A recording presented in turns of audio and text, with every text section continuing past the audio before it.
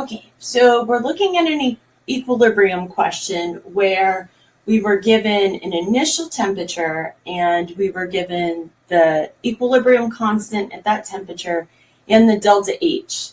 And then you are asked to find the equilibrium constant at a different temperature.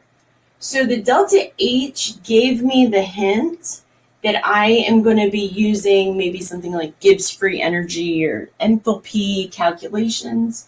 So I have two equations for Gibbs free energy, delta H minus T delta S, and then negative RT natural log of K. So I am going to set these equations equal to each other because they both would give me Gibbs free energy. I'm not actually going to even solve for Gibbs free energy in this case. I guess I could, but I'm just going to use the equations to solve for the variables that I actually need. So I have negative RT natural log of K is equal to delta H minus T delta S. I am going to use the first setup because in the first setup, or at the initial temperature, the 2000 degrees, this is a constant. They gave me the temperature. They gave me the K. So that's why I have to use this. And they gave me the delta H. They gave me the temperature. And I'm going to have to solve for delta S. And then I am going to use the exact same setup to solve for K over here. So I am going to use for R 8.31 joules per Kelvin. This is a constant, it's a gas constant, but I chose the gas constant with joules per Kelvin because it'll work with the units that I have. The temperature that they gave me, I did go ahead and convert to Kelvin, so I'm going to multiply that by 2273.1 Kelvin. And then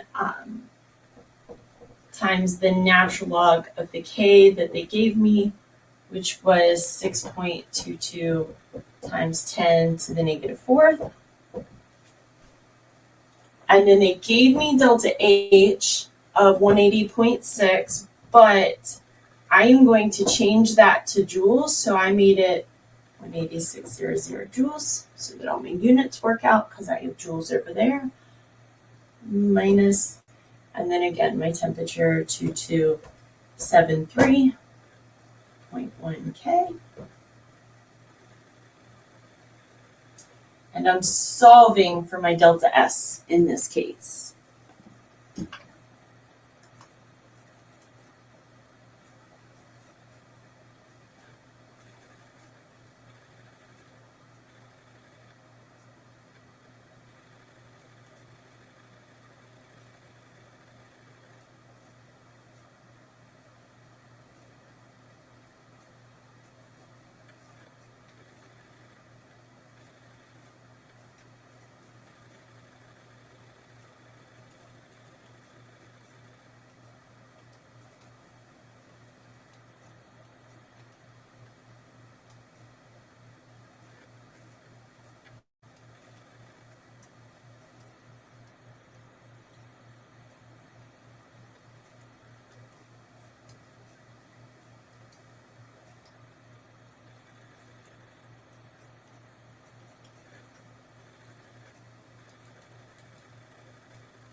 And when I solve for delta S, I got 18.1 joules per Kelvin.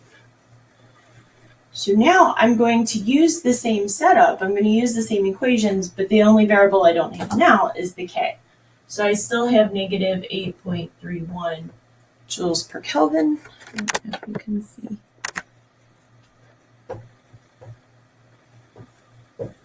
Times. Now my temperature, because I'm looking at, the second case, I have 1273 because I had to change it to Kelvin. Times the natural log of, I'm going to put K2 because it's, what I got at the new temperature. The delta H is still the same.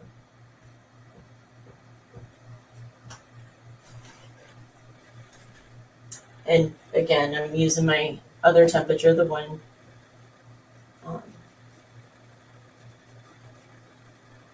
that's 1,000 degrees Celsius, or 1273 Kelvin. But now I'm going to plug in my 18.1 joules per Kelvin for my delta S.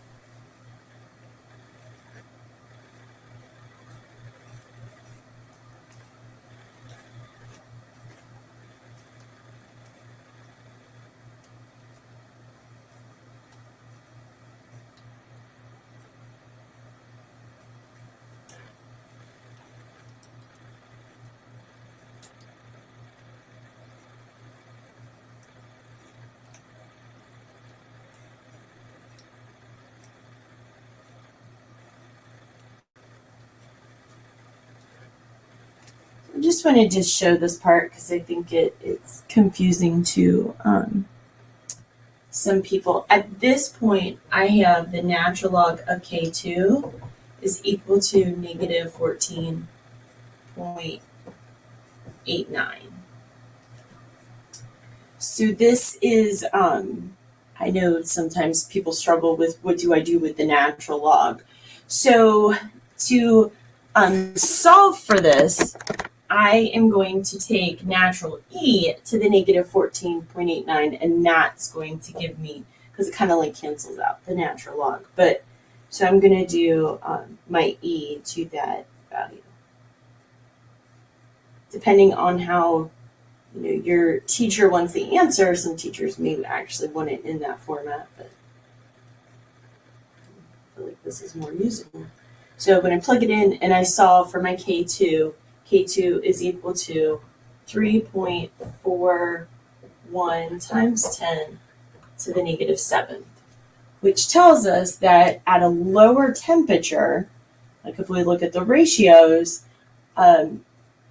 this reaction, in both cases, it actually favors the left, but in this case, at a lower temperature, it favors the left even more, which does make sense because I would expect that it would take a high temperature to get nitrogen gas and oxygen gas to produce nitrogen dioxide. So hopefully this helped.